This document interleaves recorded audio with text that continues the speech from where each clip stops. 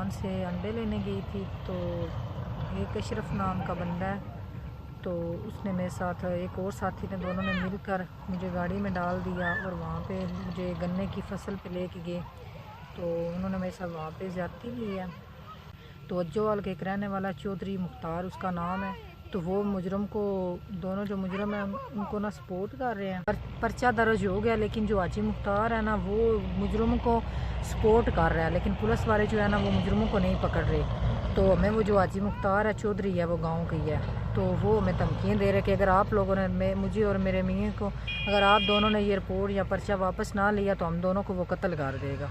वज़ीर-ए-आज़म इमरान खान, मैं आपकी बेटी हूँ, बहन हूँ आपकी। तो ये जो मुजरम जिन्होंने मेरे साथ ज़्यादती की है ना, मुझे इंसाफ चाहिए, इन बंदों को फांसी चाहिए, क्योंकि इन्होंने मेरे साथ किया, अगर आइंदा किसी और के साथ ना करें।